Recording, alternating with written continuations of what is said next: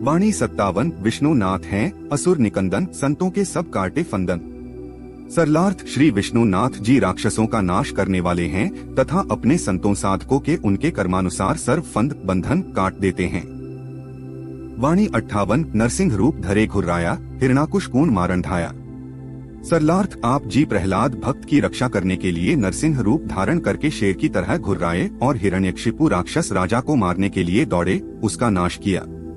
जनता सुखी हुई।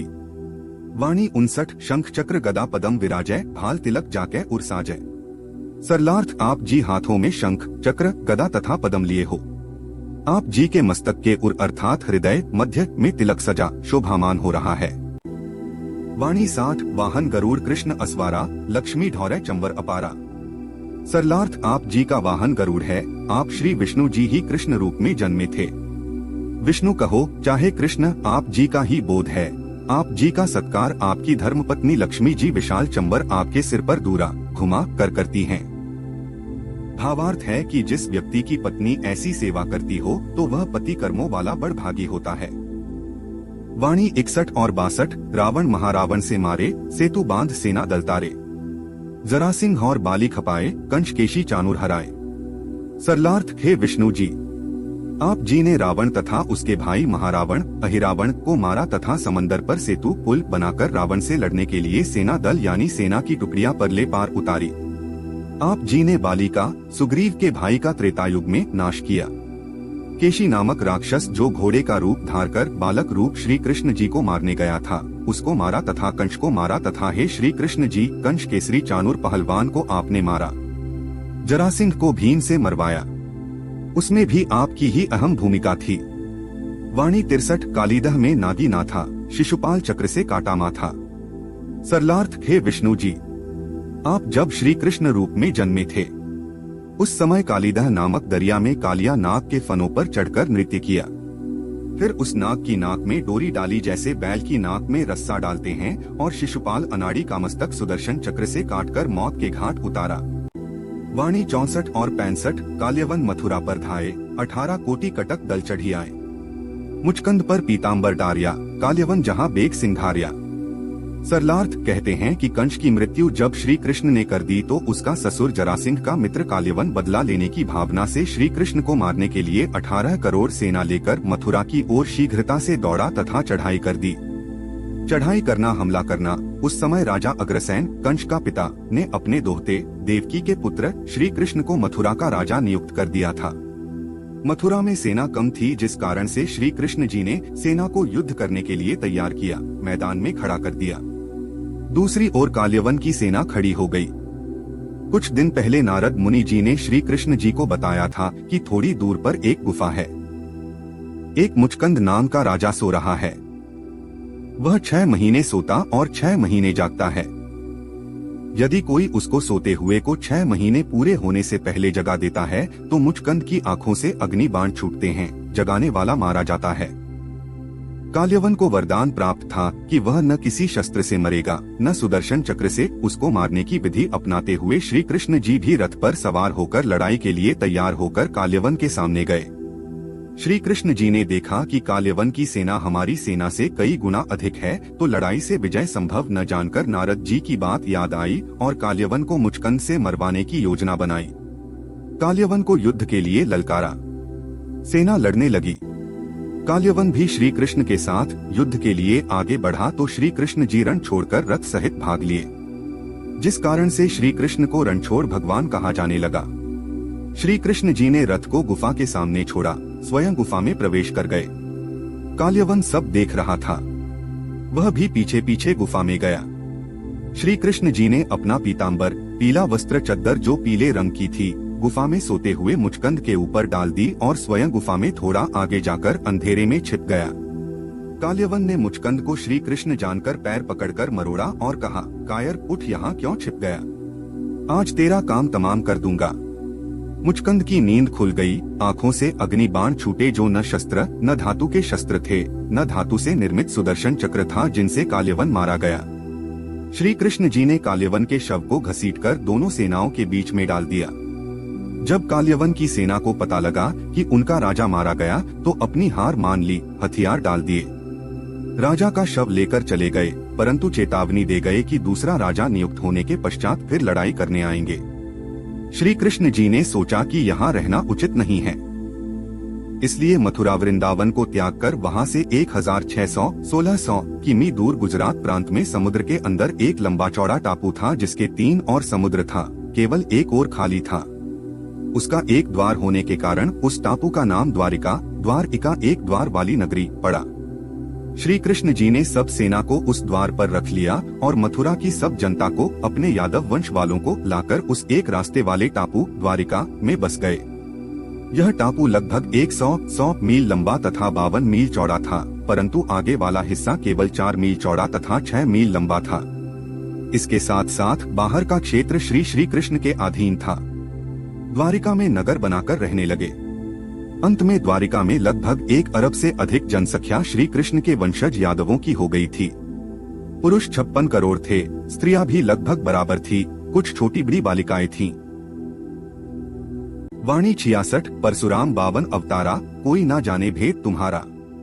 सरलार्थ परशुराम जी ने पृथ्वी के सब अभिमानी क्षत्रियों को फरसे से लाठी के एक सिरे पर लोहे का गंडासा जड़ा होता है, जिसका आकार उस समय 3 फुट लंबा, 1 फुट चौड़ा और 2 इंच मोटा था। सामने का 3 फुट लंबाई वाला पैनी धार वाला चाकू की तरह था, उससे काटकर मारा था। श्री परशुराम जी को श्री विष्णु जी का अवतार माना गया है। इसलिए कहा है कि आपने परशुराम तथा वामन रूप में अवतार लिया। आपके भेद अर्थात रहस्य को कोई नहीं जान सका। वामन अवतार भक्त प्रहलाद का पुत्र बैलोचन विरेचन हुआ तथा बैलोचन विरेचन का पुत्र राजा बलि हुआ। राजा बलि ने अश्वमेघ यज्ञ का आयोजन किया। इंद्र की गद्दी प्राप्त करने के लिए 100 मन घी एक यज्ञ में खर्च करना होता है, जिसमें हवन तथा भंडारा भोजन करना होता है।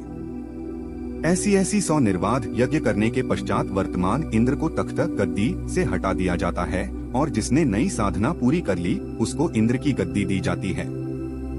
इंद्र स्वर्ग लोक का राजा होता है। गद्दी पर विराजमान इंद्र के लिए शर्त होती है कि यदि उसके शासनकाल में किसी ने निर्बाध 100 अश्वमेघ यज्ञ पृथ्वी के ऊपर पूरी कर दी तो गद्दी पर विराजमान इंद्र को पद से उतारकर नया इंद्र स्वर्ग का राजा नियुक्त किया जाता है। इसलिए पद पर विराजमान इंद्र स्वर्ग लोक के राजा को चिंता लगी रहती है कि कोई उसके पद को प्राप्त न कर ले। इसलिए इंद्र अपने नौकर नौकरानी या देवी आदि को भेजकर इंद्र पद की प्राप्ति के लिए की जा रही यज्ञ को खंडित करा देता है। परंतु राजा बलि की 99 यज्ञ निर्बाध पूर्ण हो गई थी। इंद्र उसमें बाधा उत्पन्न नहीं कर पाया। जब 100 यज्ञ प्रारंभ की तो इंद्र का सिंहासन तख्त डोल गया। इंद्र स्वयं चलकर भगवान विष्णु जी के पास गया और विनय की कि हे प्रभु, आपने मुझे इंद्र की गद्दी पर बैठाया था, अब मेरा राज जाने वाला है। मेरे राज की रक्षा आपके हाथ में है। पृथ्वी के ऊपर राजा बलि 120 यज्ञ संपूर्ण करने जा रहा है, कृपया उसकी यज्ञ खंड कराओ। श्री विष्णु जी ने कहा कि आप निश्चिंत होकर राज्य करो, मैं कोई उपाय करता हूँ। श्री विष्णु जी ने इंद्र को वचन तो दे दिया, परंतु कोई उपाय नहीं निकल रहा था। श्री विष्णु जी भी परमात्मा से अर्ज करते हैं। तब पूर्ण परमात्मा एक वामन बौना व्यक्ति का रूप बनाकर ब्राह्मण वेश बनाकर यज्ञ स्थल पर पहुँचे। राजा बलि ने सत्कार पूर्वक आसन दिया और भोजन कराया तथा दक्षिणा देने लगा तो बौने ब्राह्मण ने कहा कि पहले प्रतिज्ञा करो, जो मैं मांगू आप दोगे। राजा बलि ने प्रतिज्ञा कर ली। तब बौने ब्राह्मण ने कहा कि मुझे 3 कदम 3 डंग पृथ्वी दान दे दो। बलि ने कहा, बस हे ब्राह्मण, आपने मांगा भी तो क्या मांगा, मैं तो आपको बहुत कुछ देता। वामन ब्राह्मण ने कहा कि मेरे भाग्य में यही लिखा होगा, तभी तो इतनी जुबान खुली, आप पृथ्वी दान करो। बलि राजा लगा अपने पैरों से 3 कदम नापने। तब वामन वेश में प्रभु ने कहा कि आपके 3 कदम नहीं, मेरे 3 कदम पृथ्वी दे, मैं मापूंगा। यह वार्ता सुनकर राजा बलि के धार्मिक गुरु शुक्राचार्य राक्षसों का गुरु माना जाता है, ने राजा बलि को एक ओर ले जाकर कहा कि आप अपनी प्रतिज्ञा भंग कर दो।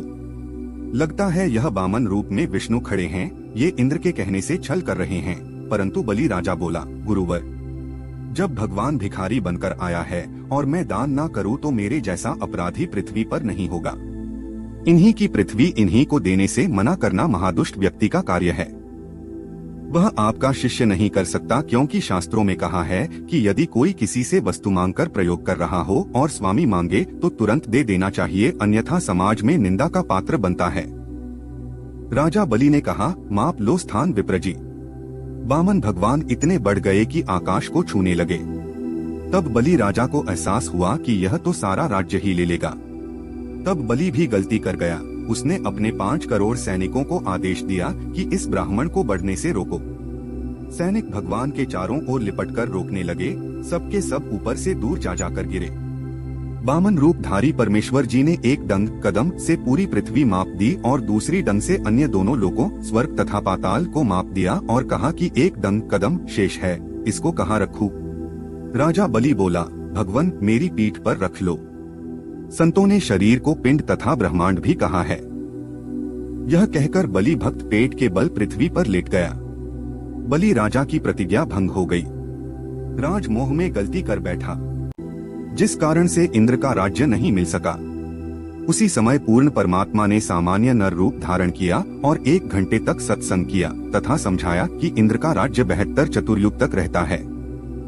श्री ब्रह्मा जी का एक दिन 1008 चतुर्युग का होता है, जिसमें 14 साधक इंद्र का शासन करके मृत्यु के उपरांत गधे का जीवन भोगते हैं।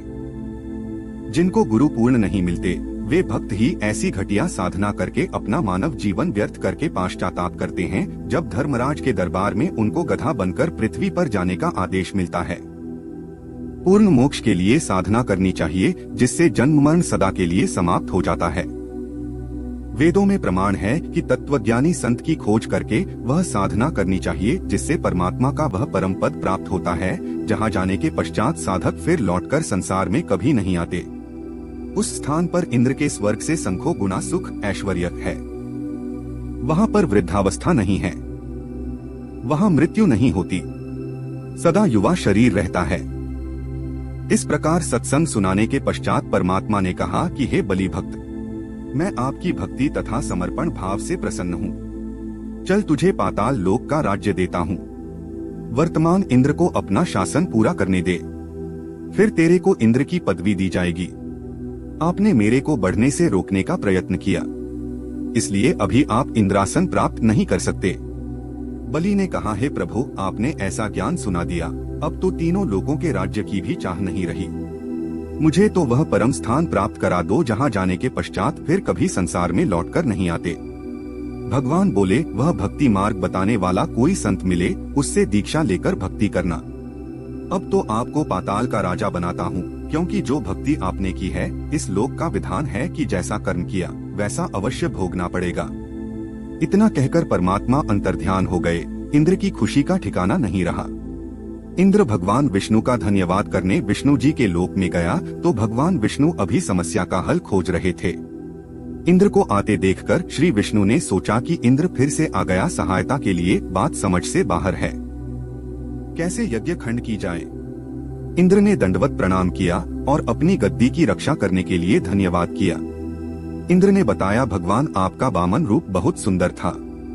जब आपने अपना शरीर दीर्घ किया तो आसमान को छू रहा था। आपने 2 कदमों से तीनों लोक नाप दिए। आपकी महिमा अपरंपार है।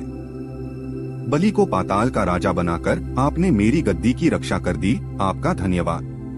पाठकों से निवेदन है कि जैसा पूर्व में उदाहरण दिया है, लड़के का मूसल उठाने की जिद तथा मानना कि मैं ही मूसल उठा रहा हूँ। अन्य भी जो देखते हैं वे भी उस 1 वर्ष के लड़के की प्रशंसा करते हैं कि वाह भाई वाह, लड़के ने इतना भारी वजनदार मूसल उठा रखा है। यदि सच्चाई बताएं कि उठा तो दादाजी रहा है, तो वह बच्चा रोने लगे या दादाजी से मूसल छोड़ने की जिद करके चोट खाएगा। यही दशा इन भगवानों की जानो। इसलिए यही कहने में सब ठीक है कि हे विष्णु जी, आपने परशुराम तथा वामन रूप धारण करके लीला की, आपका रहस्य कोई नहीं जानता। वाणी 67 शंखासुर मारे निर्वाणी, बराह रूप धरे परवानी। सरलार्थ पौराणिक कथा है। एक शंखासुर नामक राक्षस था। उसने देवताओं को भक्तिहीन करने के लिए वेदों को चुरा लिया और वेदों को समुद्र में ले गया। सर्व देवताओं ने परमात्मा से विनय की और उनकी विनय सुनकर पूर्ण परमात्मा सुअर बराह रूप बनाकर प्रकट हुए और शंखासुर को मारकर वेद वापस पृथ्वी पर लाकर रख दिए। महिमा श्री विष्णु जी की बनाकर अंतर्ध्यान हो गए। निर्वाणी मुक्त परवानी कार्य को सिरे चढ़ाने वाले, अधूरा नहीं छोड़ते। आप पूर्ण रूप से मुक्त हैं तथा सर्व कार्यों को पूर्ण करने वाले हो। वाणी 68 राम अवतार रावण की बेरा, हनुमंत हाका सुनी सुमेरा। सरलार्थ हे विष्णु जी, आप राक्षस बुद्धि वाले रावण का नाश करने के लिए श्री रामचंद्र रूप में राजा दशरथ के घर जन्मे थे। आपका परम भक्त हनुमान भी रावण के वध में सहयोगी रहा। श्री हनुमान जी जब रावण की सेना को हल्ला बोलकर दौड़े तो उनकी हुंकार सुमेरु पर्वत पर रहने वाले देवगणों ने भी सुनी थी। वाणी 69 आदि मूल वेद ओंकारा, असुर निकंदन कीन्ह सिंहारा। सरलार्थ वेदों का आदि से अर्थात प्रारंभ से ही मूल मंत्र ओंकार अर्थात ओम मंत्र है। यदि कोई साधक ओम नाम का जाप करता है तो उसके शत्रुओं, राक्षसकर्मी व्यक्ति जो भक्ति बाधा करते हैं, उनका का नाश काल ब्रह्मा करता है तथा भक्ति की रक्षा करता है। वह भी विष्णु, शिव या ब्रह्मा जी के रूप में दिखाई देता है, जिस कारण से इन देवताओं की महिमा सब कष्टों का निवारणकर्ता के रूप में बनी है। उन्होंने भी मान रखा है कि हम ही सब करता धरता हैं, परंतु पाठ को लड़के तथा दादाजी वाले मूसल के उदाहरण से सब स्पष्ट हो जाता है। अन्य प्रमाण श्री शिव पुराण के विद्यवेश्वर संहिता में स्पष्ट है कि ब्रह्मा तथा विष्णु जी का भी इसी बात पर युद्ध हो गया था कि ब्रह्मा जी अपने को सृष्टि उत्पन्न करता तथा विष्णु को अपना पुत्र बता रहे थे। इसके विपरीत श्री विष्णु जी अपने को सृष्टिकर्ता तथा ब्रह्मा जी की उत्पत्ति अपने नाभि कमल से बताकर ब्रह्मा को अपना पुत्र बता रहे थे। उनके पिता सदाशिव यानी काल ब्रह्मा ने शिव रूप में प्रकट होकर कहा कि पुत्रो, तुम ईश यानी सृष्टिकर्ता नहीं हो। शिव पुराण के पृष्ठ 24 से 26 पर।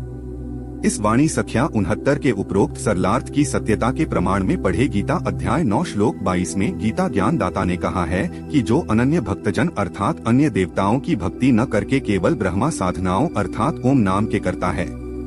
ओम नाम ब्रह्मा का जाप है अर्थात गीता ज्ञान दाता का जाप है। प्रमाण गीता अध्याय 8 श्लोक 13 में उसको अनन्य भक्तजन कहा है।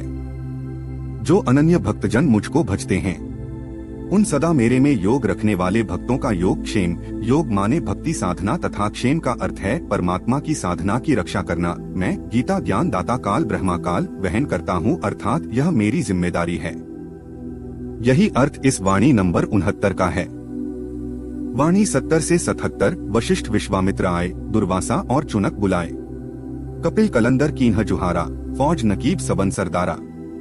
गोरख दत्त दिगंबर बाला, हनुमंत अंगद रूप विशाला। ध्रुव प्रहलाद और जनक विदेही, सुखदे संगी परम स्नेही। पारासर और व्यास बुलाए, नलनील मोहर चढ़ धाए। सुग्रीव संग और लक्ष्मण बाला, जोर घटा आए घन काला। जयदे पायल जंग बजाए, अजामेल और हरिचंद्र आए। ताम्रध्वज मोरध्वज राजा, अम्बरीश कर हैं पूर्ण काजा। सरलार्थ जैसा कि पूर्व में बताया है कि इस रामायणी की रचना विश्व के सर्व देवताओं, देवियों, साधु संतों, ऋषियों, गणों तथा गंधर्व तथा महान पुरुषों की महिमा तथा स्तुति करके उनका सम्मान करके उनको प्रसन्न करने के लिए की है। ऊपर दिए उदाहरण को ध्यान रखें तो इस रामायणी का सार आसानी से समझा जा सकता है। उस 1.5 वर्ष के बच्चे को यह कह दें कि देखो लड़के ने मूसल उठा रखा है, वाह भाई वाह, तो वह खुश रहेगा। यदि उसकी प्रशंसा नहीं करेंगे, उसको नहीं सराहेंगे तो वह रोने लगेगा, अन्य व्यक्तियों को बाधा कर देगा जो कोई खास बातें कर रहे होते हैं। लड़का और कुछ हानि नहीं कर सकता, लेकिन शोर मचाकर शांति तो भंग कर ही देता है। इसीलिए उपरोक्त महात्माओं की प्रशंसा की है तथा स्तुति की है कि मैं उपरोक्त सब महापुरुषों का सत्कार करता हूँ। इन्होंने अपने जीवन काल में बड़े शक्ति प्रदर्शन किए हैं जो आज भी प्रशंसा के लिए मिसाल उदाहरण हैं। श्री वशिष्ठ ऋषि, श्री विश्वामित्र ऋषि, श्री दुर्वासा ऋषि, श्री चुनक ऋषि, श्री कपिल ऋषि जी जो विष्णु जी के अवतार माने जाते हैं। सगड़ राजा के 60,000 पुत्रों को मारा था, इतनी शक्ति थी। दुर्वासा जी ने 56 करोड़ यादवों, श्री कृष्ण जी का वंश को नष्ट कर दिया था। चुनक ऋषि ने राजा मांधाता की 18 क्षौणी 18 करोड़ सेना का नाश किया था। ये सब काल ब्रह्मा की भक्ति में प्रमुख माने गए हैं, वाणियों में नामांकित हैं। ये सब महान साधक तथा बलवान हुए हैं। इन सबका मैं सत्कार करता हूँ, स्तुति करता हूँ। ये सब महान आत्माएं भक्तों के संपूर्ण कार्य कर देते हैं जो इनकी क्षमता के अंतर्गत आते हैं। जैसे किसी विभाग में किसी कार्यवश जाते हैं तो यदि छोटे बड़े अधिकारियों तथा अन्य कर्मचारियों को प्रणाम करके सत्कार करेंगे तो हमारे कार्य में सहायता करेंगे। यदि कार्य किसी एक दो से होना है तो वे भी कार्य खुश होकर करेंगे तथा अन्य कोई बाधा नहीं करेंगे। यही सारांश उपरोक्त वाणियों के पठन पाठन का है। वाणी 78 से 90। सूरज बंसी पांचों पांडो, काल मीच सिर देवै डांडो। धर्म युधिष्ठिर घरे धियाना, अर्जुन लख संधानी बाना। सहदे भीम नकुल और कौंता, द्रौपदी जंग का दीना न्योता। हाथ खप्पर अरु मस्तक बिंदा, ठारा खूहन मिले दुंदा।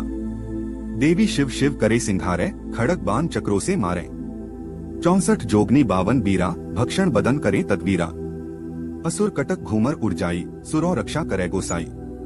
पचरंग झंडे लंब लहरिया, दक्खन के दल उतर उतरिया। पचरंग झंडे लंब चलाए, दक्खन के दल उत्तर धाये। मोहरे हनुमंत गोरख बाला, हरि के हेत हरौल हमाला।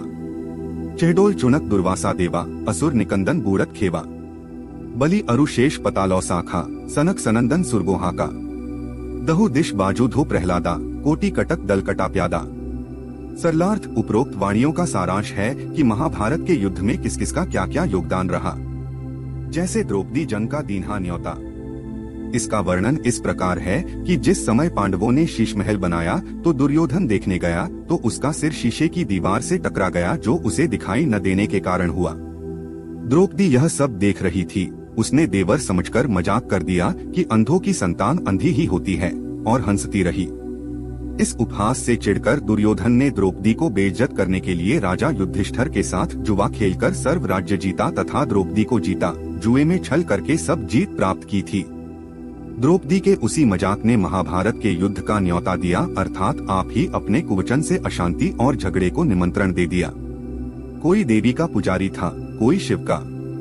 सैनिक अपने अपने इष्ट का स्मरण भी कर रहे थे और आपस में लड़ भी रहे थे। 64 योगिनी हैं जो शक्तियुक्त देवियां हैं तथा 52 वीर हैं जो शक्तियुक्त देव हैं। ये 33 करोड़ से अन्य हैं जो पांडवों के पक्ष में लड़ रहे थे। हनुमान जी, गोरखनाथ जी, चुनक, दुर्वासा जी आदि सब ऋषि तथा बलवान योद्धा पांडवों के पक्ष में थे, क्योंकि पांडव भक्त थे। कौरव राक्षस रूप धारण किए थे, इसलिए जो स्वर्ग पाताल में थे वे सब पांडवों के पक्ष में कुरुक्षेत्र के मैदान में गुप्त रूप में आकर कौरवों की सेना का नाश कर रहे थे। बलि पाताल से आए तथा सनक, सनंदन, सनातन और संत कुमार स्वर्ग से आए, वहीं से हुंकार भर कर आए। द्रौपदी ने हाथ में खप्पर, मृत व्यक्ति के सिर का ऊपर की कटोरानुमा खोपड़ी लेकर मस्तिष्क के ऊपर बिंदी लगाकर दुर्योधन को कुबोल बोलकर 18 क्षोणी 18 करोड़ सेना का दुंदा नाश कर दिया। अर्जुन ने लक्ष्य संधानी अर्थात जिसको लक्ष्य बनाकर बाण छोड़ा जाता था, उसी के सहार करने वाले बाण से शत्रुओं की सेना को मारा। राक्षसों की सेना अर्थात कौरवों के पक्ष में तथा पांडवों के पक्ष में जो भी राक्षस दुष्ट सैनिक थे, वे सेना दल, कटक दल शस्त्रों से मारे जा रहे थे। उनकी ध्रुम धुंध की तरह राख हवा में उड़ रही थी तथा सुरों अच्छे देव स्वरूप सैनिकों की रक्षा गोसाई परमेश्वर कर रहे थे। कुरुक्षेत्र के मैदान में उत्तर दक्षिण में दोनों सेनाएं थी। उत्तर में पांडवों की तथा दक्षिण में कौरवों की। जो देव तथा महान आत्मा स्वर्ग से वहां पांडवों के पक्ष में आए थे, वे दक्षिण में खड़े हो गए। जब पांडवों के पक्ष उत्तर में 5 रंग के झंडे ऊपर उठाकर लहराए, तब उनको ज्ञान हुआ तो वे दौड़कर उत्तर वाले मैदान में आ गए। ऐसा 2 बार हुआ था। 5 पांडव सूर्यवंशी कहलाते थे। यदि परमात्मा पांडव भक्तों की रक्षा नहीं करते तो काल ब्रह्मा उनको भी नीच मृत्यु रूपी डंडा मारता। ध्रुव तथा प्रहलाद ने भी पांडवों के पक्ष में आकर करोड़ों सैनिकों को मारा था। परमात्मा की शक्ति रूपी बाजू भक्त होते हैं, उनसे शुभ कार्य परमात्मा कराते हैं। परमात्मा की शक्ति रूपी बाजू यानी भुजा 10 दिशाओं में फैली है। विचार विमर्श। यदि वर्तमान में कोई भक्त गलत भक्ति कर रहा है या भक्ति ही नहीं करता, उस पर आपत्ति आती है तो पूर्व जन्म की भक्ति यदि शेष है तो पूर्ण परमात्मा उनकी रक्षा करता है। इससे उनको यह भ्रम हो जाता है कि हम जो वर्तमान में भक्ति कर रहे हैं उसी से लाभ मिल रहा है। वाणी 91 से 108। बजरबान की बो बाड़ी, सतगुरु संत जीत है राड़ी। जे कोई माने शब्द हमारा, राज करे काबुल कंधारा। अरब खरब मक्के कुन ध्याऊ, मदीना बांध हद में ल्याऊ। इरा तुरा कहाँ शिकारी, गढ़ गजनी लग है असवारी। दिल्ली मंडल पाप की भूमा, धरती नाल जगाऊ सूमा। हस्ती घोरा कटक सिंधारो, दृष्टि परे असुरों दल मारो। संख पंचायन नादू टेरं, स्वर्ग पतालो हाक सुमेरं। बाल्मीक सुर बाचा बंधा, पांडु यज्ञ द्वापर की संधा। नारद कुंभक ऋषि कुर्बाना, मार्कंडे रूमी ऋषि आना। इंद्र ऋषि अरु बक्तालब स्वामी और संत साधु घननामी। नाथ जलंधर और अजयपाला, गुरु मछंदर को रखबाला। भरथरी गोपी चंदा जोगी, सुल्तान अधम है सब रस भोगी। नर हरिदास पखै बलि भीषम, व्यास बचन परमानी सीखन। नामा और रैदास रसीला, कोई न जाने अभिगत लीला।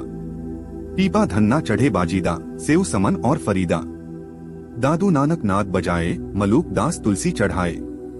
कमाल मल्ल और सुरज्ञानी, रामानंद के हैं फुरमानी। मीराबाई और कमाली, मिलनी नाचे दे दे ताली।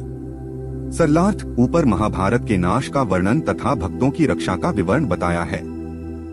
इन वाणियों में यह समझाना चाहा है कि जिन शस्त्रों से लड़कर अर्जुन, भीम जैसे योद्धाओं ने ख्याति प्राप्त की थी, परंतु अंत में हिमालय पर्वत पर जाकर गले।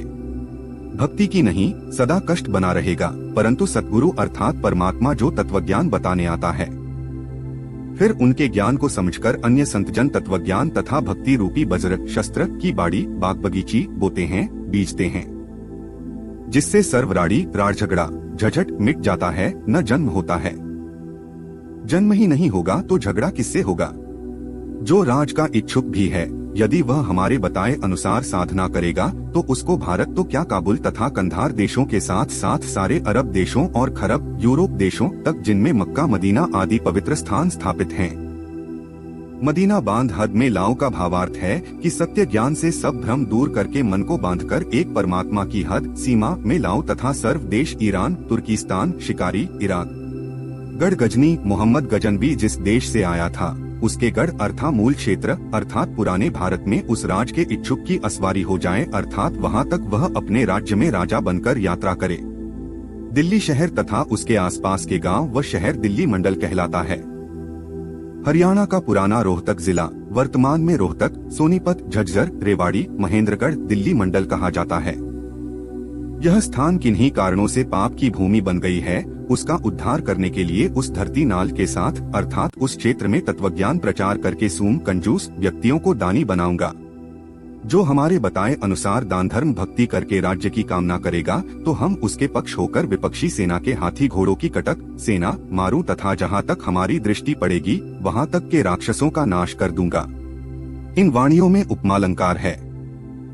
समझाया है कि हम तो भक्ति शक्ति के शस्त्र चलाते हैं, उससे उस भक्त के घर पर या खेत दुकान पर भूत प्रेत पितर बिरो बैतालों की सेना है, उसको भगा देते हैं। जैसे द्वापर के अंत में पांडवों की यज्ञ में सुदर्शन वाल्मीकि संत ने शंख बरकर पाप नाश किए थे, उसकी आवाज पाताल लोक तथा स्वर्ग लोक तक सुनी थी। उसी प्रकार हमारे मंत्रों से साधक पाप रहित हो जाता है। वाणी न 99 से 108 तक काल ब्रह्मा की भक्ति करने वाले संत ऋषियों नाथों भक्तों की नाम लिखकर महिमा की है।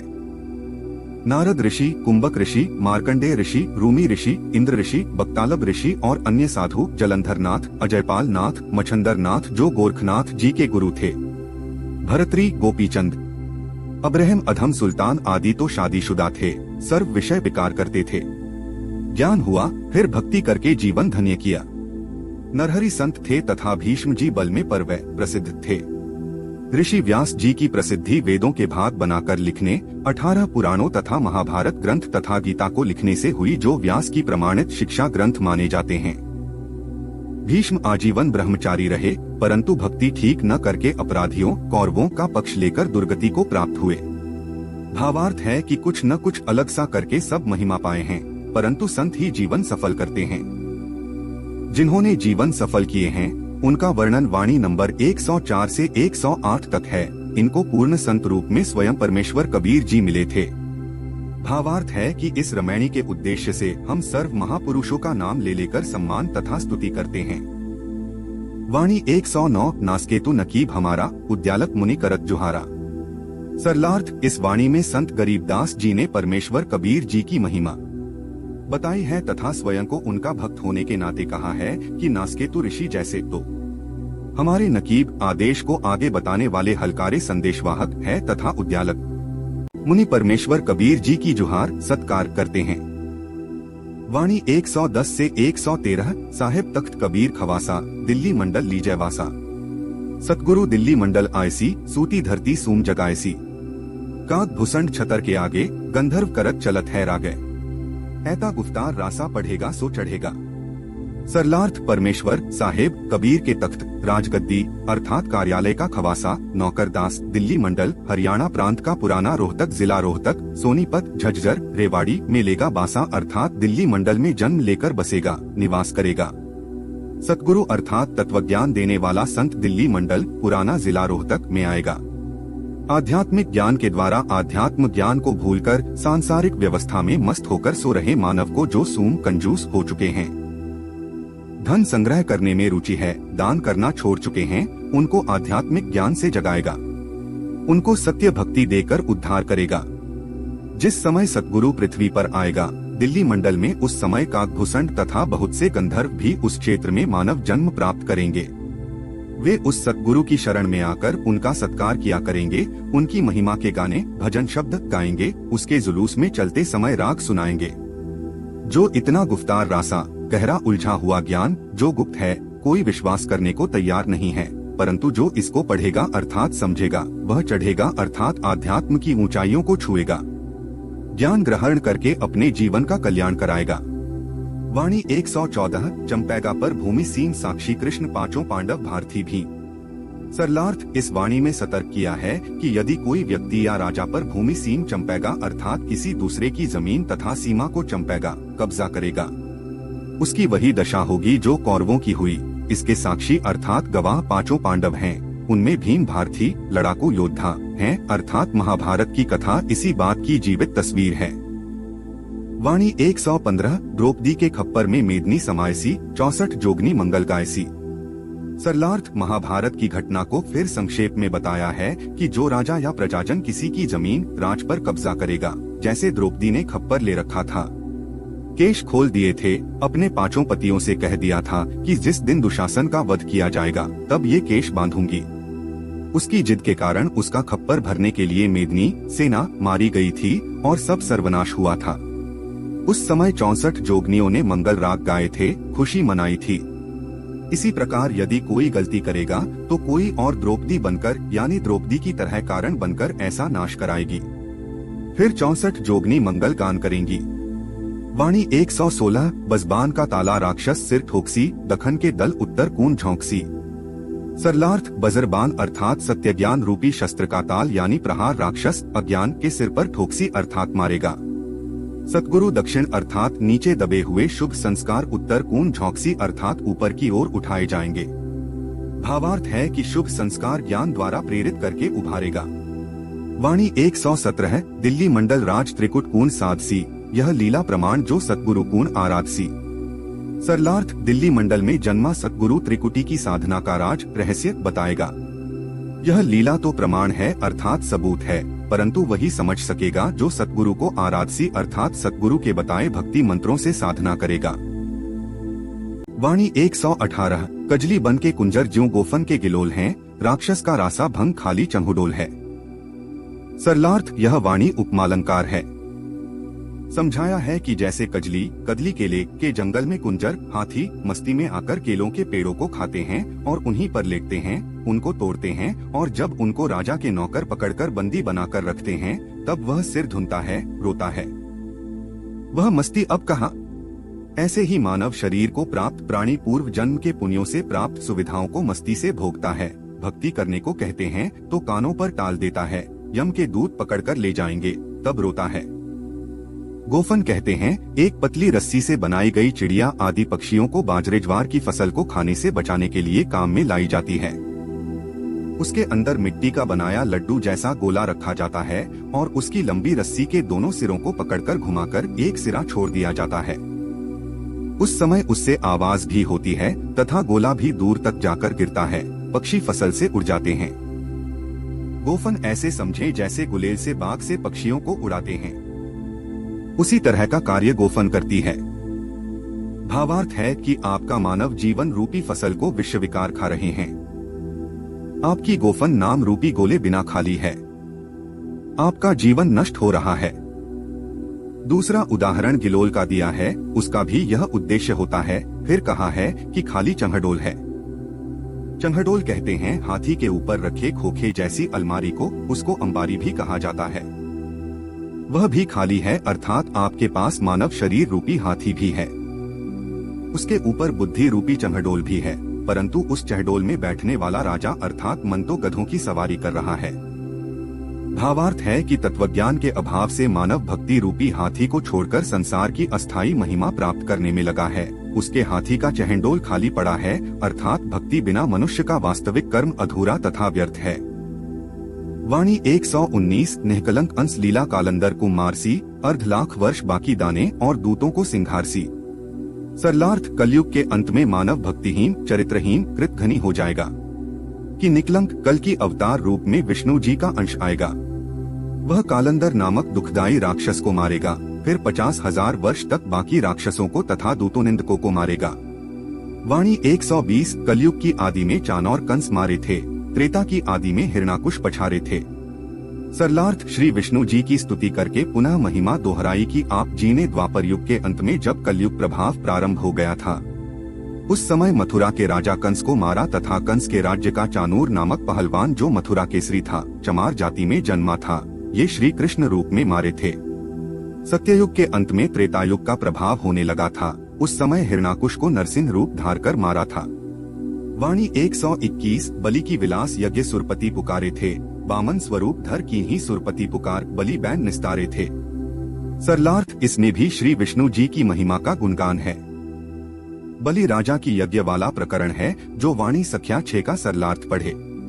वाणी 122 कलयुग की आदि में 12 सदी की अंत है, दुल्हा दयाल देव जानत कोई संत भेव यो ही बाला कंत है।